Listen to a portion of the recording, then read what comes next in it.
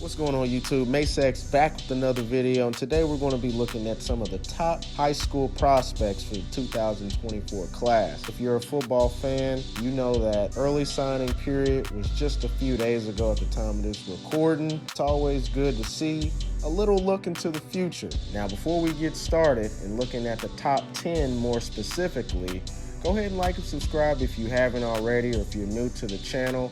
You clicked on this video most likely because you are a football fan. It also helps the channel grow, and we are on the road to our first milestone, which is 1K. But I'm not going to ramble about that too long. We're going to get right into 247's top 10 high school prospects going into the 24 class. Without further ado, let's get to it.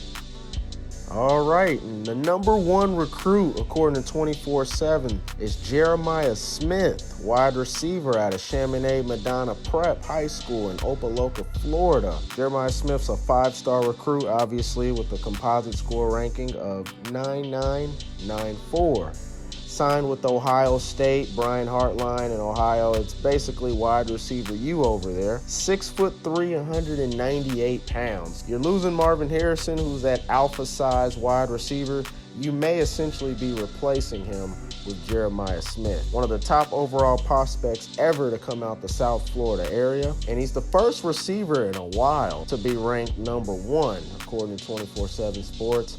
I know Julian Fleming on some databases was ranked number one a couple years ago, but I know Jeremiah Smith intrigued me because you just don't see wide receivers number one overall. But if you look at his highlights for Jeremiah Smith, everything you'd expect in a five-star. The competition looked very easy for him. Size, speed, spectacular hands.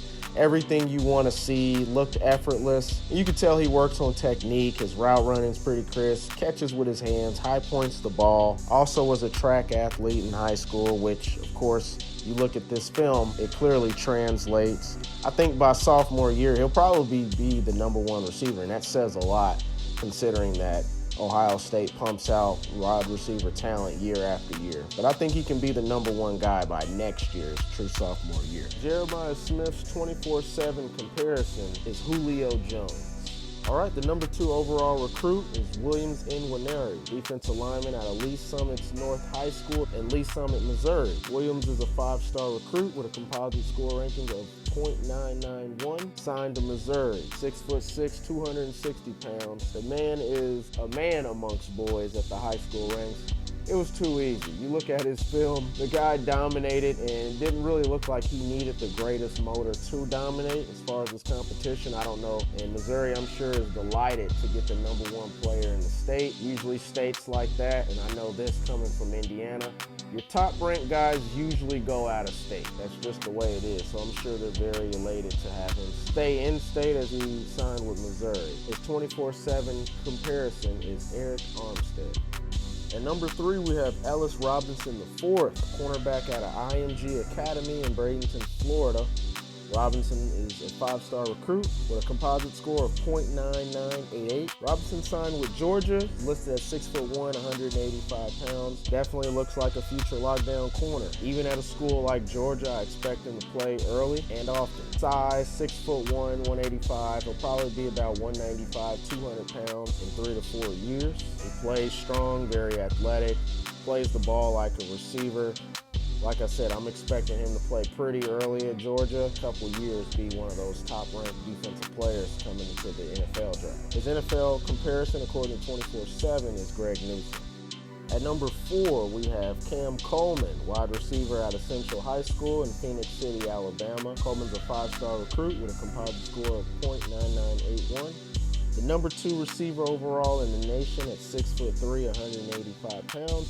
And he signed with Auburn. So Auburn, right off the bat, who has struggled immensely finding top-flight receivers. So hopefully Cam Coleman can be with Auburn desperately as needed for a very long time, actually. It's been the mid-2010s, I believe, since Auburn's had any NFL caliber-like receiver, in my opinion. That was Sammy Coates.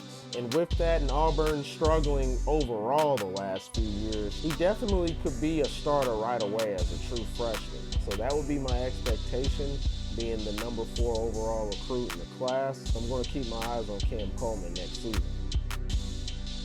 And the 5th overall recruit is quarterback Julian Sayin from Carlsbad High School in Carlsbad, California. Sayin is a 5-star recruit with a composite score of .9970. Obviously the top QB of this class. Signed with Alabama. Sayin was the Elite 11 MVP this past year. There's been some really good MVP Elite 11 QBs. Sayin, of all the good quarterbacks this year, he was the MVP, so that says a lot. The senior year dominated, 24 passing touchdowns, only threw 1 pick as a senior. He'll be competing at some point for the starting job at Alabama. Maybe sooner than you think. They've had some QB carousels going on in the beginning of the season, so we'll see next year what it'll look like, but definitely at some point you do expect the #1 QB in the class to be the starter, especially for a program like Alabama. So I'm excited to see Sayin.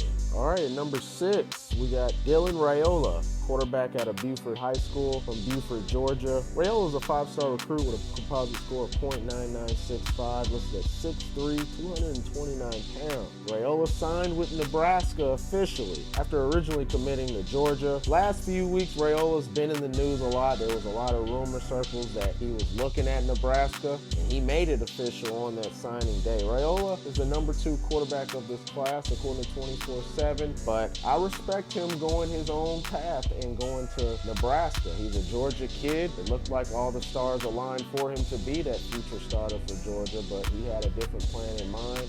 And that's the power of NIL in general, which I'm assuming this was primarily NIL led, because it gives schools like a Nebraska a chance to get the #1 recruit in the class for a quarterback position, for example, where 5 years ago, no way was that happening. He was either going to one of 5 teams. So I do like the NIL in that sense, is that it has opened up a lot more parity overall. Nebraska's ecstatic, and you can see why. You look at him, great size already at 6'3", 220 plus. Really good arm. 34 passing touchdowns his senior year to only 1 interception. At Nebraska, he probably will have a solid chance of starting day 1.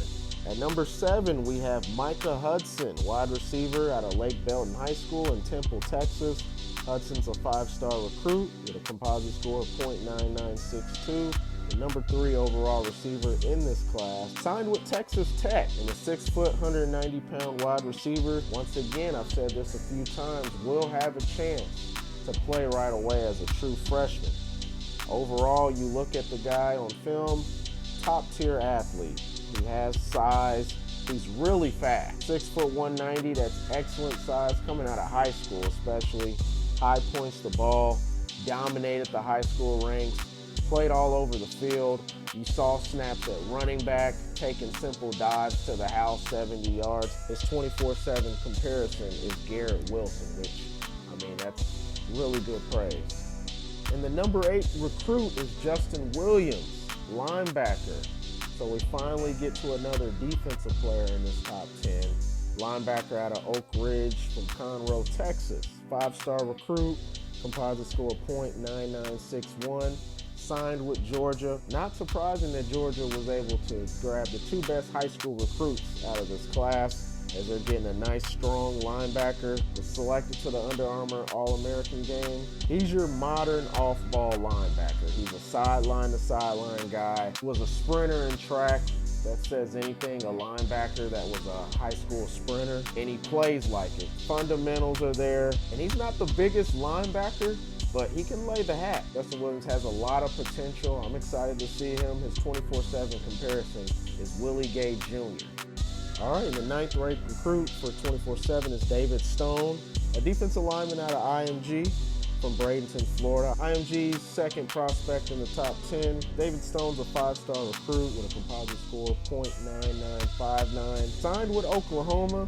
Has really good size already at 6'4", 275 pounds. Honestly, he carries that very well, which lets me know that he has more room to grow. I actually first heard of David Stone a few months ago. IMG had came and traveled to play Ben Davis High School, which is located here, the west side of Indianapolis. And in that game, he had a pick 6. Now, prior to that, kind of jumped off the field to me because he moved different. He looks like a Division I athlete. And it's always different watching guys in person compared to on a screen. David Stone, that was a pretty fun and exciting game overall. And 24/7's comparison is Leonard Taylor III. All right, and rounding off our top 10, we have DJ Lagway, quarterback out of Willis High School in Willis, Texas.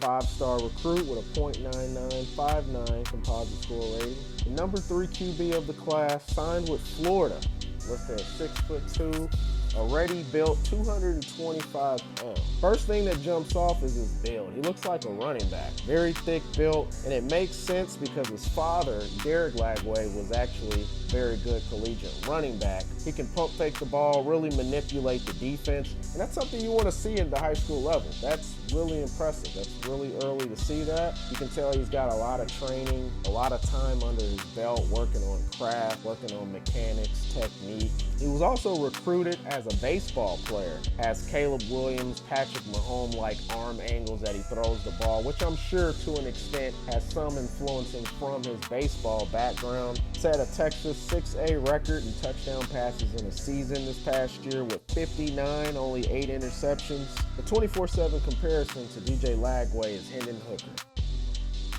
All right, and there you have it, the top 10 high school prospects for the 2024 class.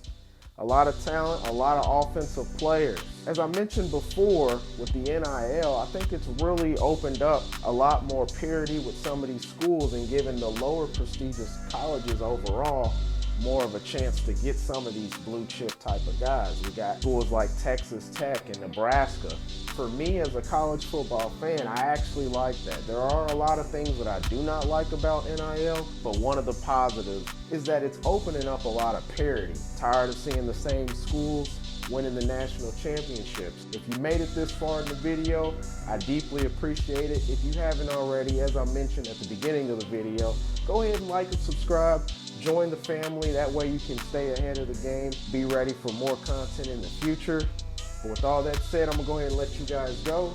You guys have a good one, and I'll see y'all in the next video. Cheers!